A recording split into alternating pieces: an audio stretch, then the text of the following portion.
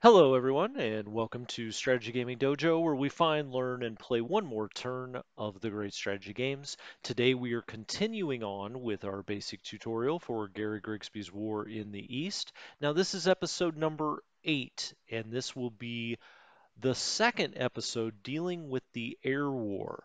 Uh, I decided to split this into two episodes, and so where we're going to pick up right after a small little break here in the video will be the second part of the air war video that I had recorded. I decided it got a little too long and wanted to split it up into two parts so you guys could digest it a little easier or do it more on your own time. Look at the first part, which was all about command structure, how the command structure on the air side is set up. It's very similar to the setup on the ground side. They are separate, but they're very similar how they work. This video, the second part of the Air War, episode 8, will be about the air modes up here, including how to make air units go from base to base, okay? And we will also be talking about air doctrines in this episode. So with no further build up, let's put it that way. Let's get started. This will again be starting. You may say, hey, where did this come from? This is, I put in about 10 seconds of the previous videos so that you have a little bit of context how we jumped to where we jumped. But this is the second part of the air war. All right, so that's really the command structure and how it works on the air side. I thought it was important to show you that because I like to get those kind of things straight in my mind. How does the command structure work? How would we move these around? Now, let's go to that, how we move them around. And for that, let's look up here at the movement bar or the mode bar as we've been calling it. Now remember F1 is move, F2 rail mode, then we have these naval transport and amphibious, and then the rest of them all have to do with aircraft, okay? And you have, what is this, 6 choices for what you can do with aircraft by selecting a certain kind of mode, all right? So we have recon. If we want to run recon, we click on this and it flips the map over into air recon mode. We would not be able to then click on a ground unit and move it around because a ground unit cannot do air recon. And always keep that in mind with these modes. When you flip it into a mode, the game is always only, I say always, only going to allow you to do the movements that are allowed in that mode, all right? So Air Recon, we'll come back to this in just a second, but right now, all we could do is use units, air units, that can actually do Air Recon. Then we have bomb unit mode, and you see all of the units that would be eligible to be bombed, all of the Soviet Union units that would be eligible to be bombed light up because this tells you these are potential targets, okay? Then we have bomb airfield mode, same idea. It shows you based on detection level where the Soviet airfields are that could potentially be bombed. And in turn one, as the Germans, you absolutely do this over and over and, you know, destroy a big part of the Russian Air Force, I say Russian, Soviet Air Force on the ground in turn one. Then you have Bomb City. All right, this will show you where every little dot where there's an urban type area, you know, a city or a town, heavy urban, light urban. This becomes very important as you get up to Leningrad because you will want to be bombing the heck. As a matter of fact, really about the only way you can take Leningrad because it's so well defended up here is to bomb the living daylights out of it. All right.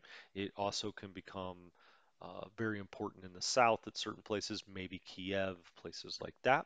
So you can bomb cities.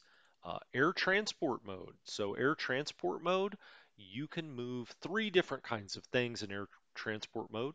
You could move supplies if you need to supply units that are out in the field, and you do have planes that do nothing but transport, you also have other planes that maybe aren't ideal for transport, but in a pinch can also do transport missions.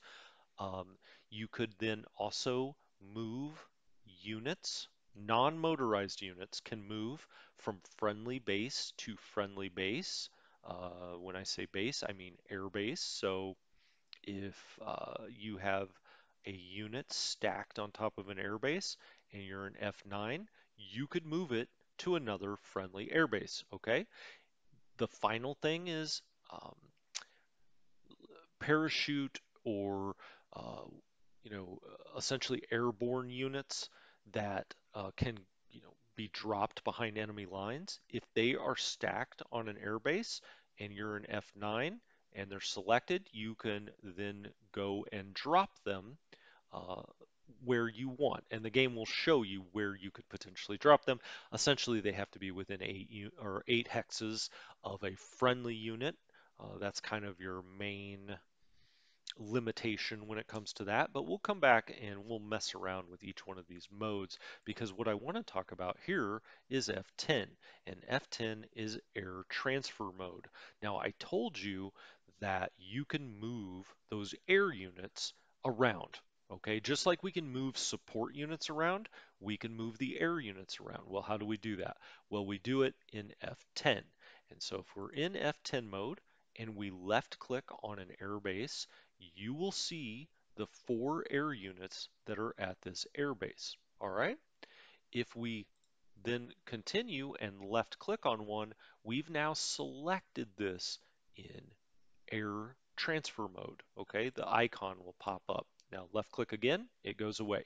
Left click again, so on and so forth. Let's say that we want this unit, the 109E, we think we need more of these at this airbase. Okay, we right click and it transfers over to that airbase, and it is now over here. Now over here, let's say that we want these JU-88Ds. There are 8 of them, so it tells you their range, how far we can transfer these essentially, um, how many of these there are, and this is their ID, what their Grupa or Stoffel or Schwarm ID is. This is the type of aircraft. This is how many there are. If we left click on that, we select it, and we can now go put it at an airbase that's within range by right clicking on that airbase. 1 air unit transferred. And that's how you move these around. Now let's talk big picture for a second.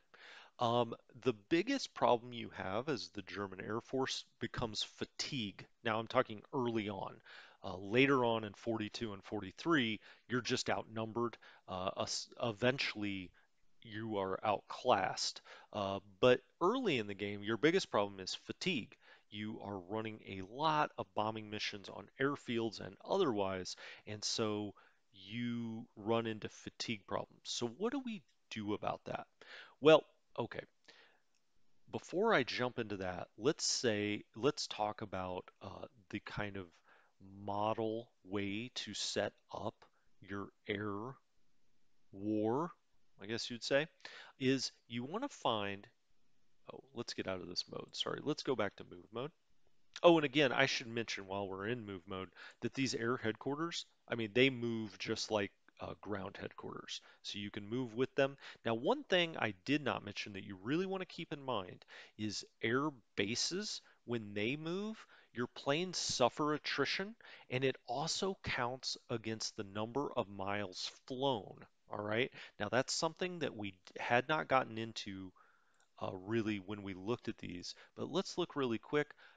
Percentage of miles flown is shown right here, and it's shown for each air unit. All right, so this is a very important concept. I should have mentioned it when we were over here. This is a very important concept.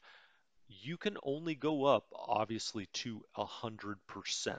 And when we go to the air doctrine screen, we'll see you really can set that as a general level for what you want your air units to go up to. You may only want them to go up to 80% or 60% or 50% because you don't want them to get over fatigued and lose their effectiveness. Okay.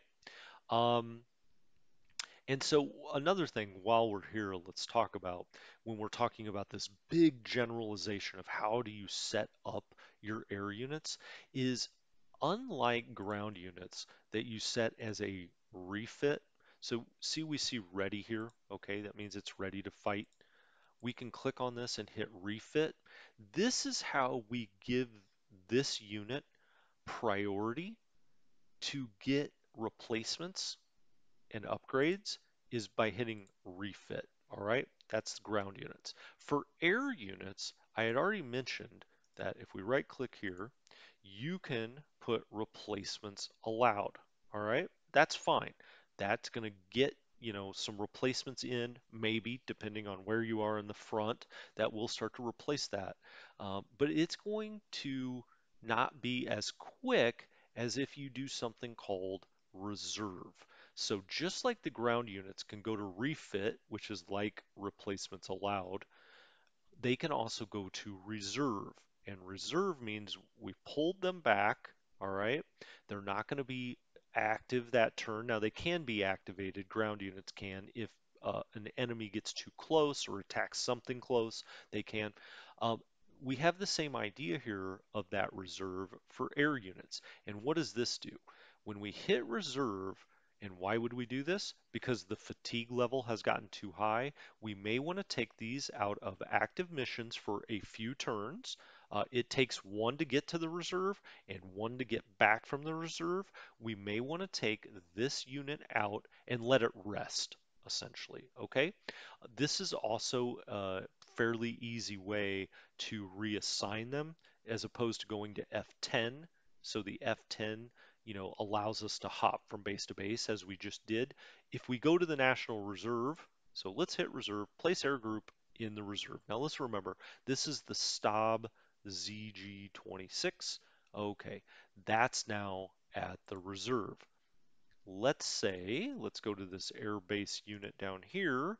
All right, we can hit assign for the airbase unit.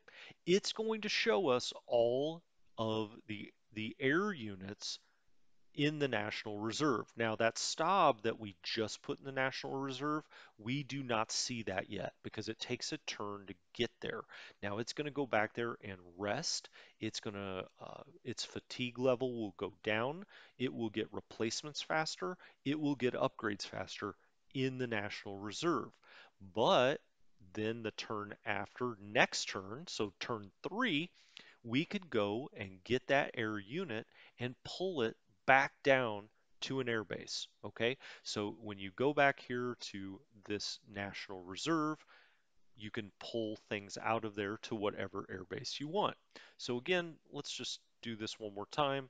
Let's say that this unit here, it's got a fatigue of 14. Let's say this was a 44 fatigue, all right? We may say, okay, we've got to get these guys out of an airbase. We need them to go rest. We need them to get rid of fatigue. Let's hit reserve. Excellent. Now it's out of attached units. It's sitting in this abstraction called the National Reserve. You can't actually see it on the map.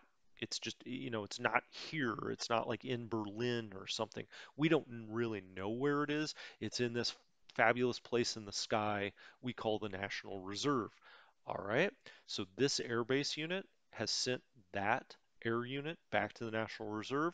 But let's say, no, no, no, but we need more planes here. Let's go look at the National Reserve, and you can pull anything out. It tells you the type, the kind of aircraft, how many are total in that air unit, how many are ready, morale and experience. It tells you all those things. If you want to go look, well, we just clicked on that. So it's now at this airbase, and it comes out. It takes a turn. You'll see here, and this is really what I wanted to show you, asterisk 100%. What this means is the turn that you pulled this out of the National Reserve, it has flown 100% of the miles it can fly this turn. This parentheses and this percentage is on a per turn basis. It's based on cruise speed and the amount of fuel that they have. It's really kind of that simple. Um, and so this will have an asterisk. It cannot fly missions this turn. All right, it's already at 100%. Now you may say, what's this 1%? The war hasn't even started. This is the unit that we air hopped over here when we did transfer base for this unit.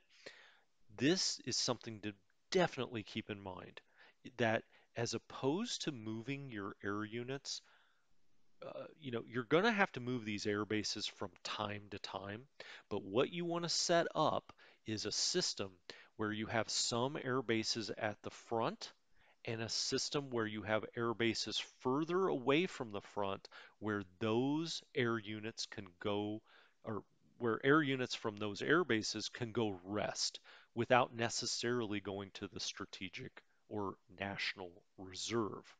Why is that? Well, as you'll see here, when we hop bases, that only takes up 1% of our air miles flown.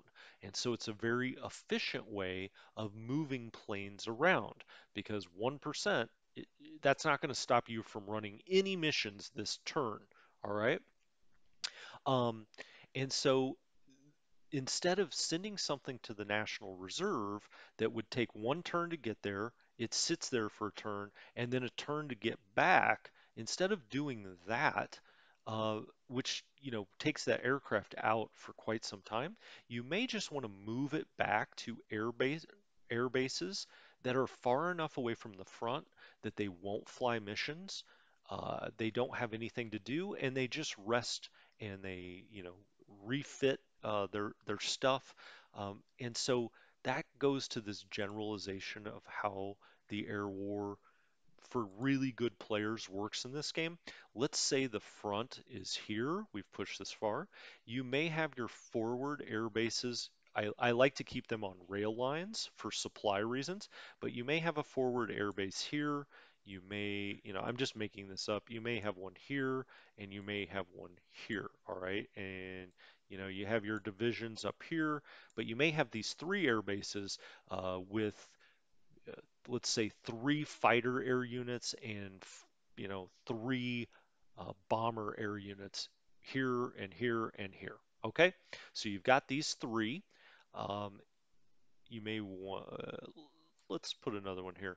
You then would have your Flieger Corps, let's say, here as well. With it, you would try to get it within five of everything. That's why I was going to say maybe we would move this up one. What is this? One, two, three, four. No, it's five. So you could have your Flieger Corps here. It would be within five of all of its air bases, right?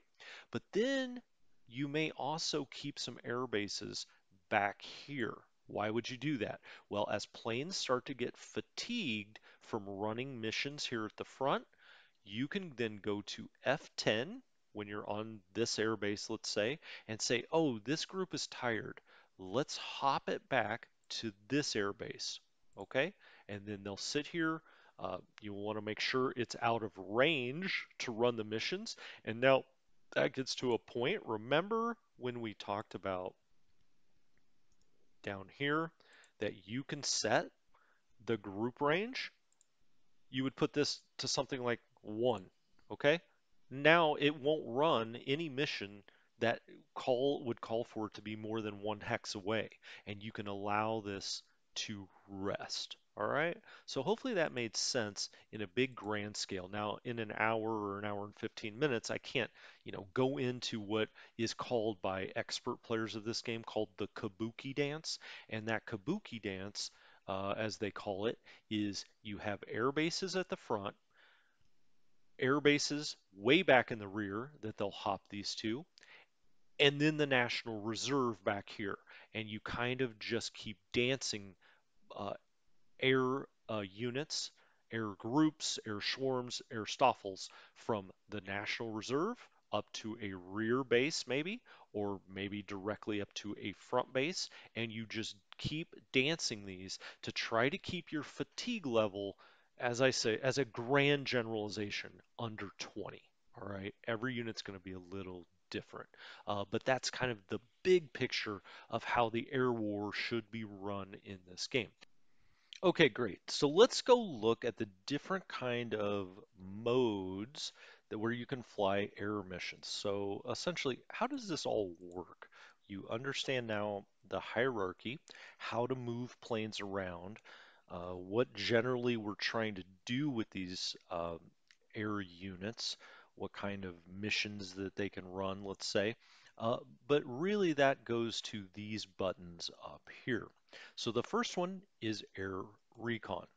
Now, again, I think this gets confusing for people because there are three different ways that you could run Air Recon. All right. Air Recon could be run, uh, well, it's a mixture between automatic and manual. All right, and I think that that's where the confusion lies. But it's actually quite simple, I think, once you understand it. So what is air recon?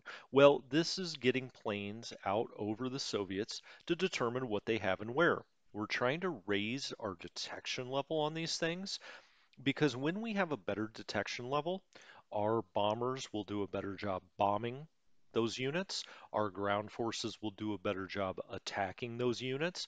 And so quite often, especially early, you want to do recon because you don't really know everything that's out here if you're playing with fog of war, okay? And so how can you run recon? Well, you could do it fully automatically. And what do I mean by that? Well, let's go up here to the hotkeys and you see if you hit A, it's going to auto fly missions for air recon or bomb airfield modes. All right. Well, we're in the recon mode. This is the airfield mode if you wanted to do that, but we're in the recon mode. We can hit A and the game will decide what units what air units are going to fly the mission, what air bases they're going to come out of, and where it's even going to look. It's completely automated when you hit A, and that's the first type of air recon that you can do, which is completely automated. So let's hit A really quickly, and let's see what happens. Now, as this happens, you will start to see these lines. Okay, what this is, the red line is your planes. This symbol means recon is being run on this hex. The green are Soviet planes that are trying to intercept your recon planes, all right? And we could pause or slow this down or whatever and go look at these. But what the game is doing is running recon, and you'll start to see more counters on the ground show up because we are getting detection levels. The detection level before on some of these units was 0. And when it starts to become 1 or 2, and it can go up to 4, now you could not get a higher detection level than 4 simply by running air recon. To get a higher detection level than that, you have to start encountering these things on the ground to get higher detection levels. But as you see, the red is where we're flying, the green is where the Soviets are flying, because they will try to intercept these missions. By the same token, later on, when we go and talk about our air doctrine screen, we can set whether we're going to try to intercept the Soviets running recon missions, okay?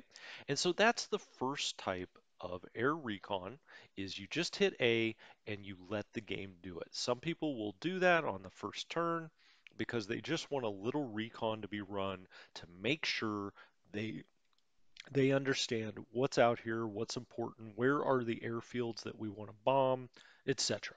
Okay? The second type is sort of manual and it's sort of automatic. And what do I mean by that? Well, if there's a specific hex that you want to run air recon on, you can simply right click on that hex. And when you do, excuse me, that's the manual portion. The automatic portion will be that the game decides exactly what air units and out of what air bases those units are that run the mission. So if you right click on this headquarters, the game will decide where that mission comes from, but it will run it on the specific hex that you right click when you're in this mode. So there again, it's picking all of that. Okay. The third and final way you can do it is you can get even more control, which is all of the yellow air bases that are lit up can run recon. Okay. You can left click on one of these and then right click where you want it to go, and that mission will be run out of that airbase. All right. Now, on that one, you saw additional lines, right? We talked about red are our planes going on the mission.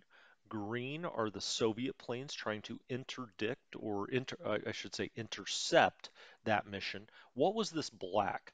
You will see this black when the game is pulling air units from different air bases down to what is called your staging base. So you have selected this to be your staging base. Let's select this one and run Air Recon out to, we want to see maybe more about this air headquarters. Let's see if it pulls anymore. And it does. And you can see it pulled air units from these air bases down to the staging base, and then it flew the mission.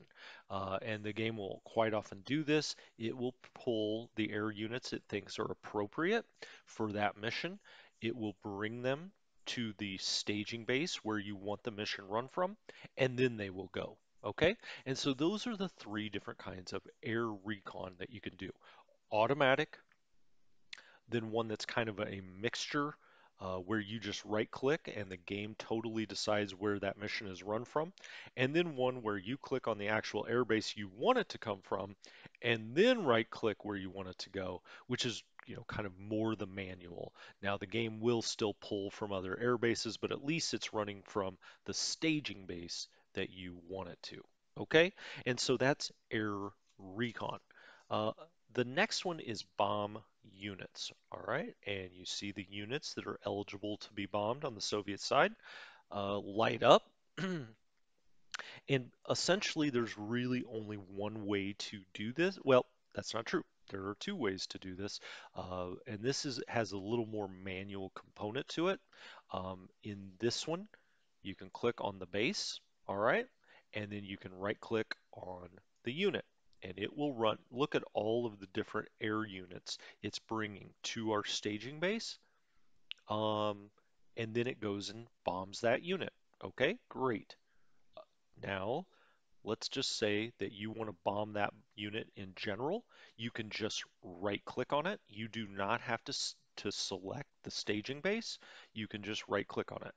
Now let's say that you want to pick the actual air units themselves for the mission. So now for bombing units, you can get down to the actual air units that you want to fly this mission. So you can go through here and say, oh, okay, I want this. Now, what's lit up here is the game telling you what it would pick, all right? But you can go through here and pick them yourself. Yes, there we go.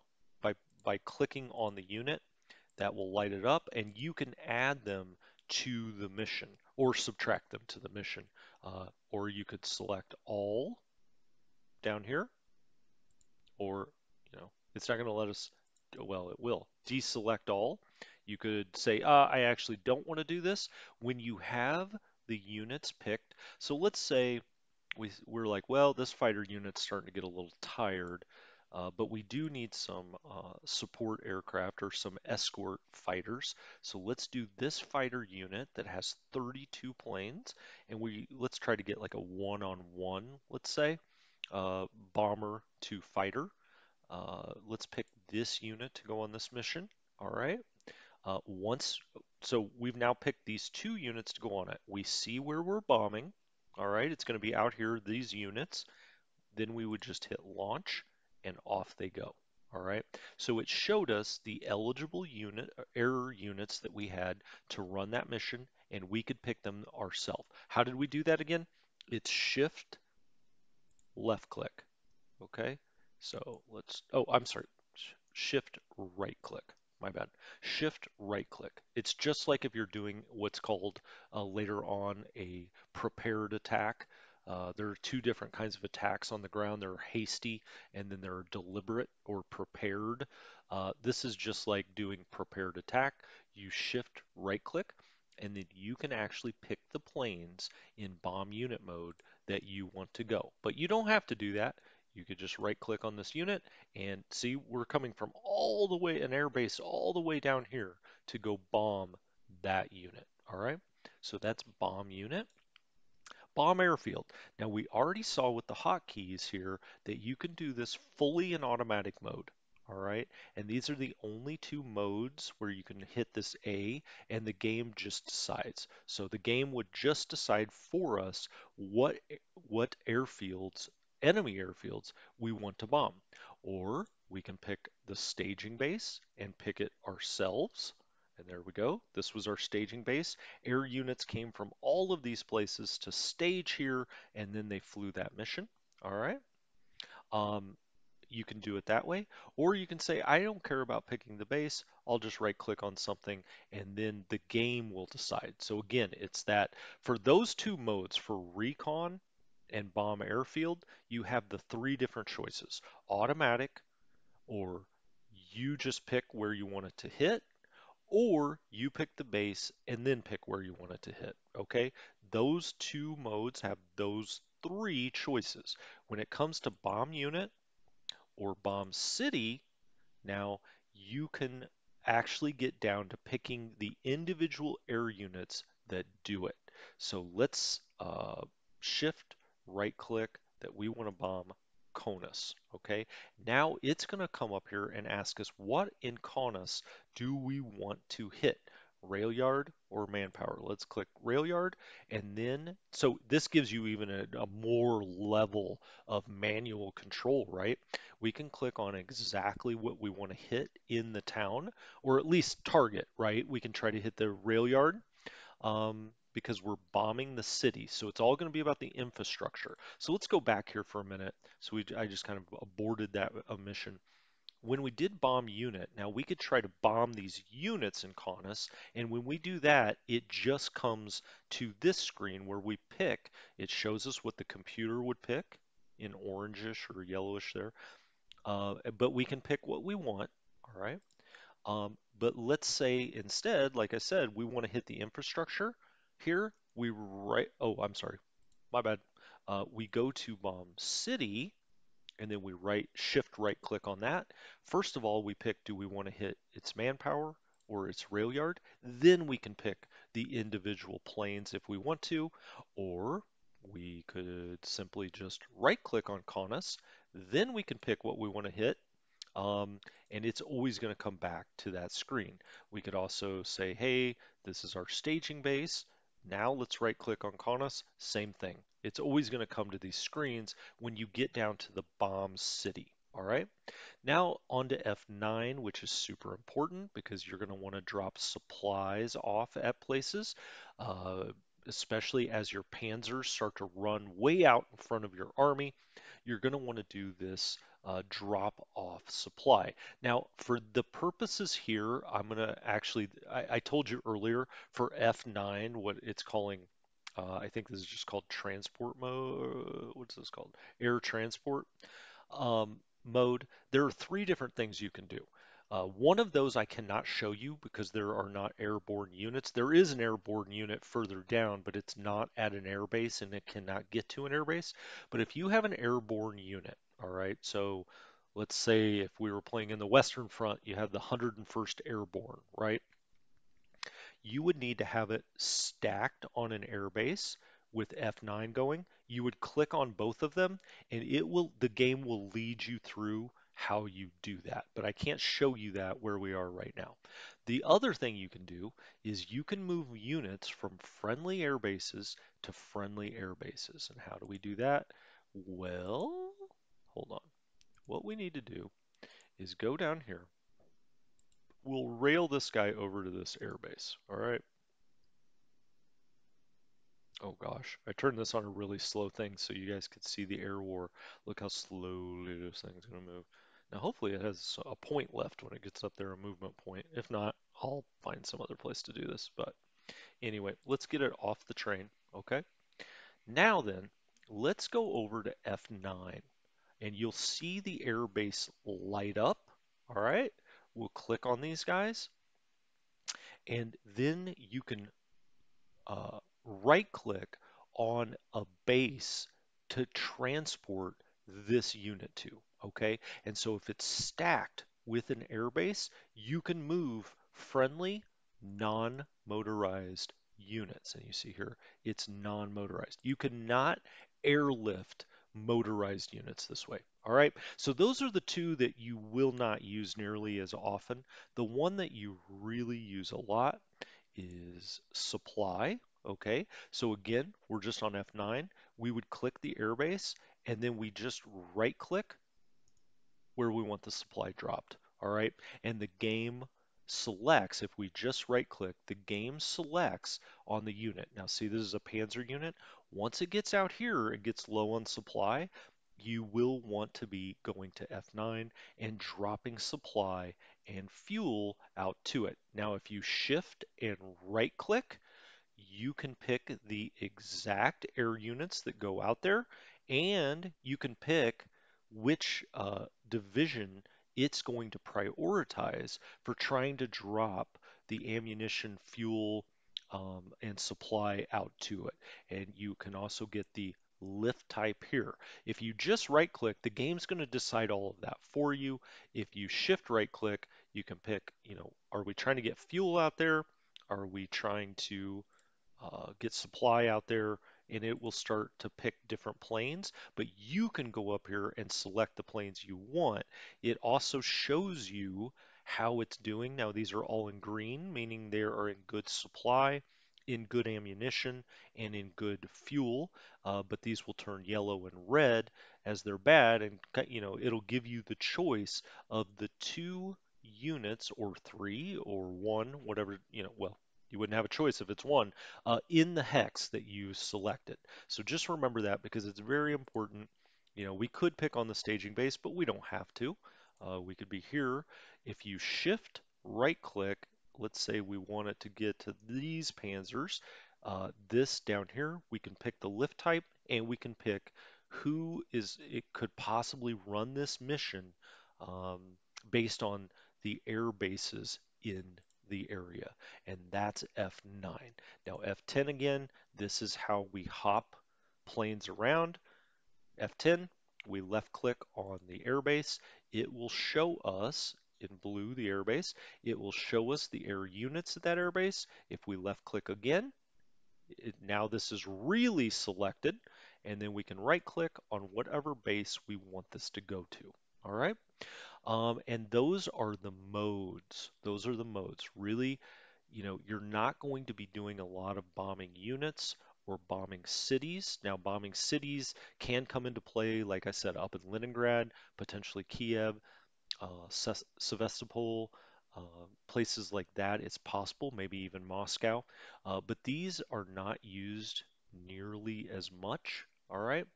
You will be doing recon from time to time. Some people like to just do that automatically and let the game kind of decide what goes out there. In the first turn, you will be bombing the heck out of airfields, all right? But then after that, it becomes less and less important. Probably the main two that you'll be doing once the game gets going all the time is dropping supply to your forward units that are getting low on supply and maybe are not on the railroad lines or are far away from what we call a railhead that we'll get into in the supply section. You'll be doing that, or you'll be hopping bases with your planes to get them to lose some fatigue, get them off the front lines, let them repair and buff up a little bit. Okay, so those are the modes. Now there's a third thing. So we've talked about the hierarchy of how the air war, the air command structure works. We've talked about the modes and how the modes work. The third thing we're going to talk about is the air doctrine screen. All right. Again, I think this is something that confuses people, but really just think of it this way. All you're doing is setting percentages based on a base level of 100 of what you want the AI to do. All right. So, percent required to fly. What does this mean? Now, this is the only one where the base level is not 100. All right. This is based on a percentage of 0 to 100. The game will only fly missions with air units that have 50% or more of their aircraft ready. Okay? So what this is doing is letting you set and tell the AI. All of these are allowing you to tell the AI what to do because there are certain parts of the air war that the AI handles pretty much exclusively. But this one goes to almost everything you do in the air war.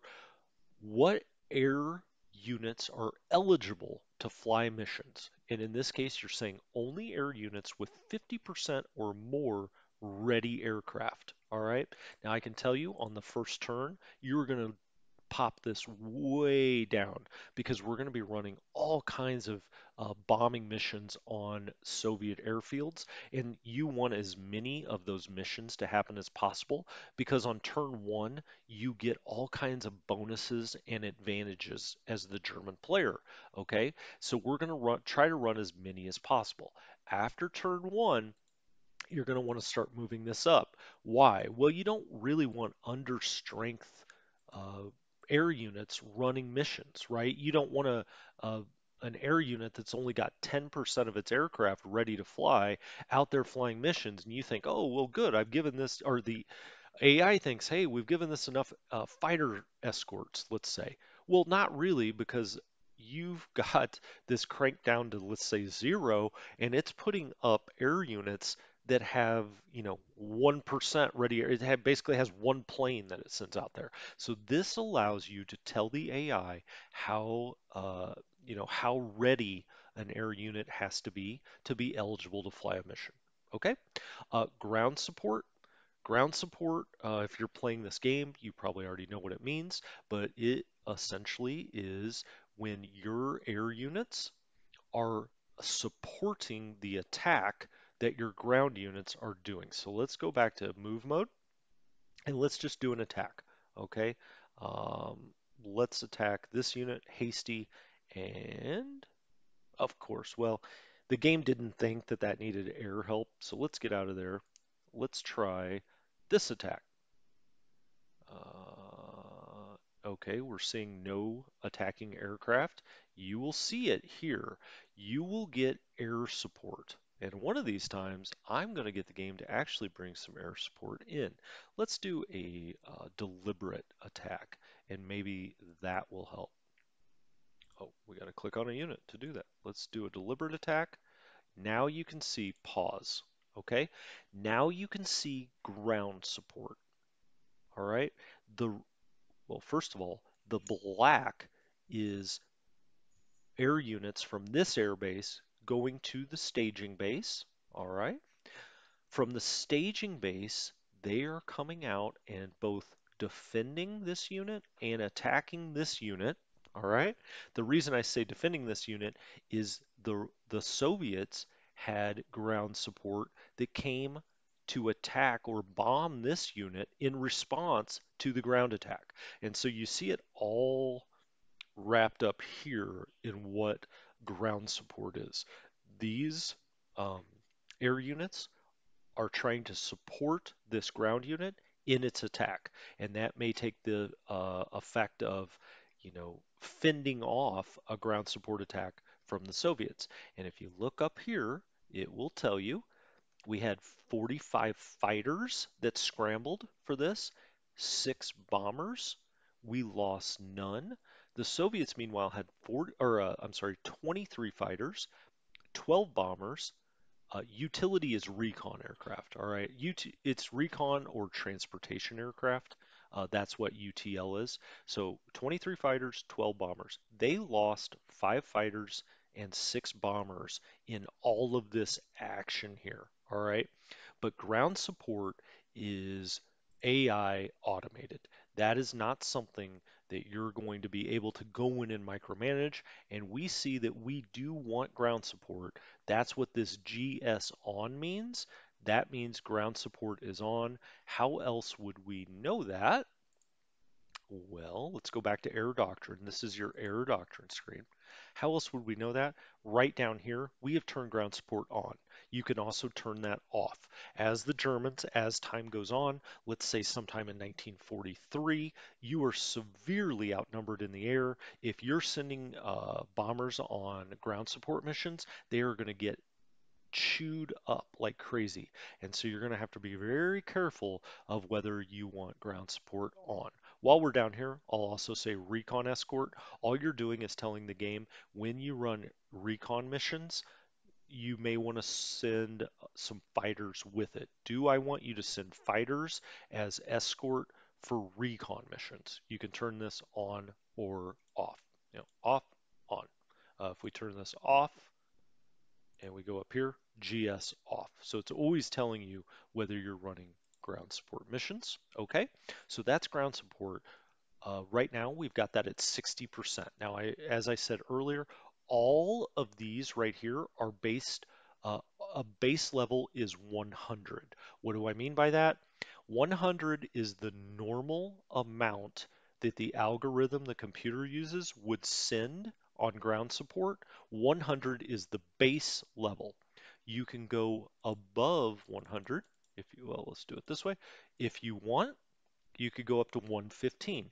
That means on average, it's going to send 15% more ground support than the AI thinks is appropriate. Okay, so that could, you could put this all the way down to 0 if you, well, not really, 5 or 10, let's say, and only run 5% of what the game thinks is the advisable amount of ground support, or you could run 115%, or you could run, if you really want a lot of ground support, you could run 215%. As you get up to these levels, of course, you're going to tire out your aircraft very, very quickly. 60%, that's tiring it out less quickly. That would be the decision you're making if this is what it was set on when we clicked here. That's, only going to run 60% of what the game thinks is appropriate. You may want to leave these all as 100 at the start until you get a feel of how the systems work and how much you want to run. You may want to leave this at 100, and so that way the game is running it exactly how it sees fit, exactly how it would run it if you weren't setting any of these levels, and then you can see if you think it's too much or too little. Ground support escort, these escort things kind of speak for themselves. What this is the number of fighters that the game is going to send along with the bombers that are doing the ground support. In this case, we have it at 100, but you could set it to 110. So you send 10% more fighter escorts with the ground support bombers than the game would normally do, or you could do less, okay? And so any of these escorts, all that is talking about how many fighters are going to go along on these missions to help protect the bombers. Because, depending on how familiar you are with air warfare, generally you're always going to have escorts out with bombers. The reason being is fighters are better at, or the escorts are better at air-to-air combat. And so if the enemy is sending up fighters to shoot your bombers down because they're faster, they're more maneuverable, you want to have fighters with them to counter that, right? And that's all this escort is. Again, the base is 100. Um, Ground attack, well, I said ground support. Think of ground attack and ground support kind of the same thing. Ground attack is actually when you're attacking. So that's what we just did. Ground support, it's more defensive, right? So if it's you're being attacked, you get ground support. Ground attack, okay, so it's just divvied up between those two. I had forgotten about that. Same thing. This is fighter escort. Airfield attack. We know all about that, right? F7. When we do airfield attacks, how many of the planes do you want to send as opposed to what the computer would normally send? So generally on turn one, you're going to ratchet this way up, way up. Now we can't do that because we've actually done airfield attacks this turn, so we cannot change this. If we got out of the game for a second, exit the scenario. Yeah, let's go back and pick the scenario. And we'll go back to our air doctrine screen. Uh, when we, whoops, info screens, air doctrine.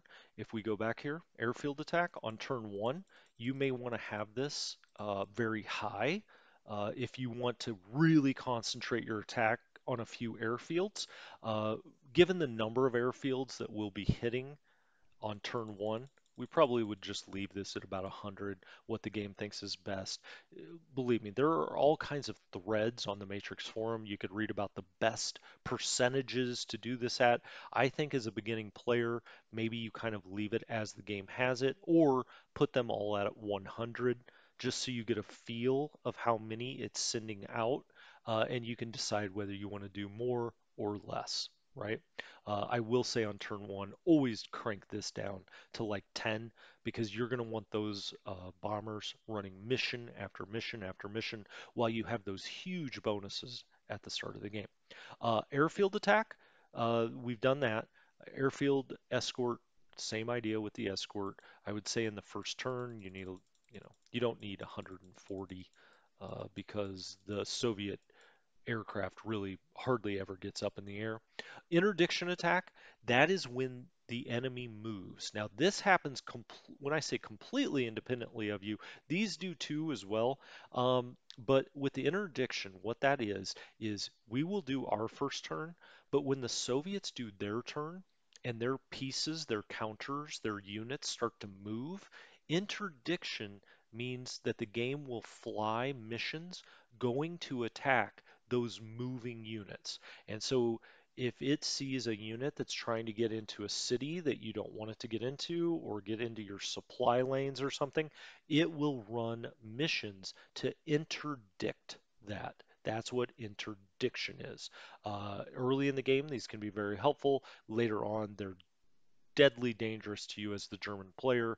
I start to set this as 0, because if you're flying behind Soviet lines like that in 1943, these are all going to get blown out of the air. But anyway, that is what interdiction is. You could have a Soviet unit back here moving around. The game will automatically fly a mission called interdiction.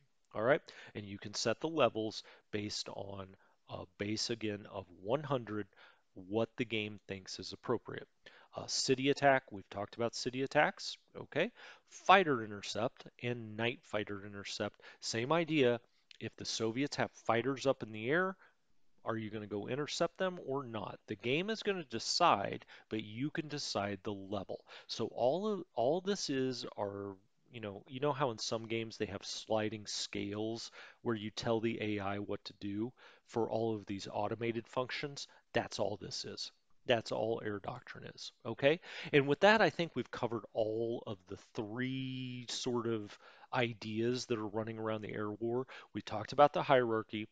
Remember, um, air units are the smallest. Now, airplanes, of course, are the smallest, but really air units are the smallest thing you can really control.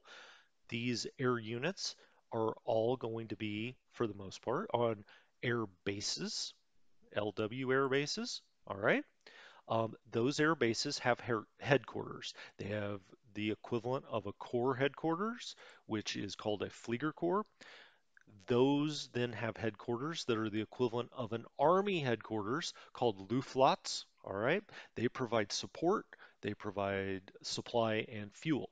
That Luftwaffe will always be attached to an army group. So Army Group North, Army Group Center, Army Group South. That is the hierarchy. The second thing we talked about are these modes. And for each one of these modes, you have different levels of manualization that you can use. Air Recon and Airfield, it may be a little less, but we get down to bombing units, bombing cities, transporting things, transporting supplies, and you can get down to picking the specific planes. Or when it comes to bombing city, the specific things or infrastructure within the city to bomb with this. Okay, F10 is how you move air units from airbase to airbase, right? And then don't forget about the National Reserve. You can always pop things back to the National Reserve to essentially get refitted, rest, knock down fatigue even faster than you would at a rear airbase, okay? So that's F10. Um, then we have the air doctrine screen. These are just sliding scales based on uh, a, a 100 being normal or average or the base of what the game will do. and you can set this either less than or more than 100 to let the game know you want more or less of something. Here, the only one that doesn't really go by that is percent required to fly. That goes on 0 to 100. Um, and this is how many ready aircraft in a unit, or how many aircraft in a unit have to be ready for that unit to fly an air mission. Okay.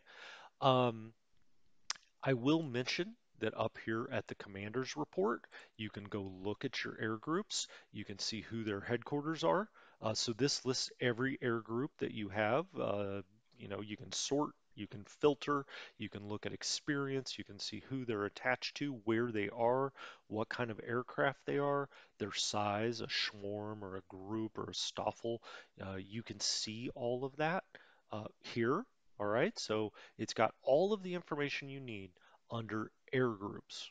All right, the last thing I want to cover is this one-off concept, but it's not that big of a deal, and that is these air bases. And you see the 4A air base. These are the only ones not labeled LWs, okay? The reason that is this is an air base that is directly attached to a ground unit. And in this case, it's a Fourth Army. This only occurs on Army Command Headquarters, okay? So only the Fourth Army, or if we come up here, um, this would have one as well. It's underneath here, unfortunately. The Ninth Army, if we click on here, you see the Ninth Army Air Base. These air bases are special in the fact that they will only be attached to their Army designation. They are attached to that, and they only have air units that are recon. They're only for recon. That's all they can do. And so they're the only air bases like that, and they will go along around where the Ninth Army headquarters is, and usually stacked in the exact same. What did I just do there? 10th Corps, that's not what I wanted. They will be stacked almost always, or you will want to keep them stacked in the same hex as the headquarters itself.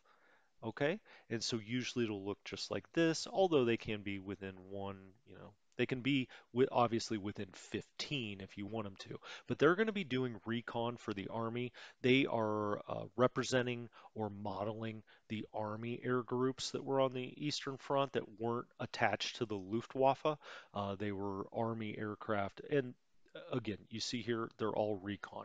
I should point that out. Recon, bombers, fighters. Every air base will show you how much is on each one of these.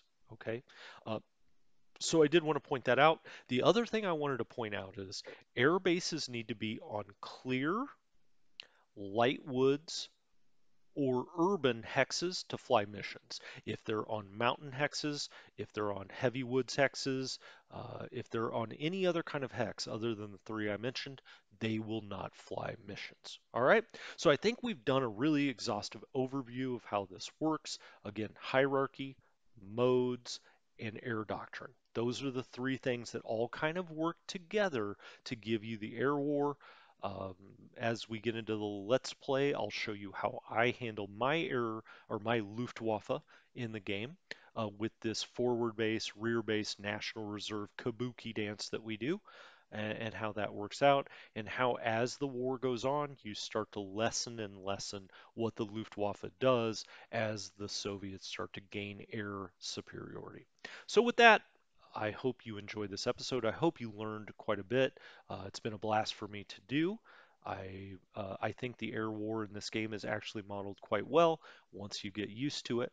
And so hopefully now you understand it. If you have any questions, you just want to talk about it, leave it down in the comments. I'm always happy to respond to those. We can discuss it. We can figure out, what you're thinking about it, how it works, how, the game works so that you can make it as effective as possible. So as always, for Strategy Gaming Dojo, thank you so much. I appreciate your time, and I'll talk to you next time.